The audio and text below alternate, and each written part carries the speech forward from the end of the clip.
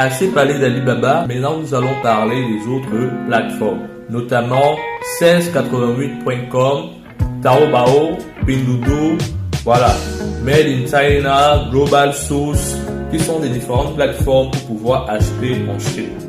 Donc, je prends l'exemple de 1688. 1688 n'est que la version chinoise de Alibaba en principe. Donc, 1688, c'est toujours un produit du groupe Alibaba.com, comme Taobao aussi, qui sont des produits de Alibaba Group. Donc, ce qui se passe, c'est que ce sont des plateformes. Là, maintenant, c'est uniquement en chinois. Taobao, vous pouvez encore avoir Taobao en anglais, mais 1688, vous allez avec des fournisseurs principalement en chinois. Donc, pour ça, il faudrait maintenant sortir de l'application à chaque fois parce qu'il n'y a pas de traducteur intégré comme sur Alibaba. Donc, vous êtes obligé de sortir à chaque fois pour traduire le message du fournisseur du chinois en français pour comprendre ce qu'il vous dit. Et vous, lorsque vous voulez parler au fournisseur, échanger avec lui, vous devez maintenant traduire votre message, le message que vous voulez lui envoyer en chinois avant de venir sur l'application pour le lui envoyer. Donc, vous voyez que c'est quand même un peu fastidieux. Maintenant, parlons des prix.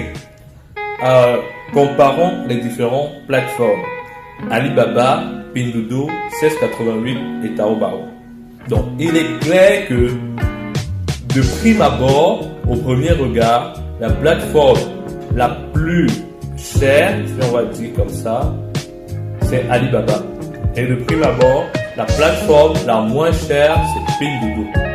Maintenant, il faut comprendre un principe fondamental lorsque vous voulez vous lancer dans l'achat en Chine sur ces différentes plateformes.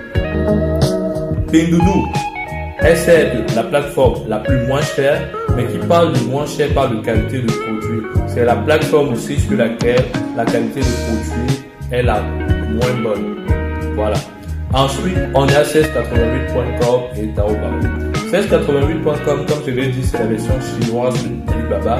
Et 1688.com, vous êtes directement en contact la plupart du temps avec des usines qui ne parlent que chinois.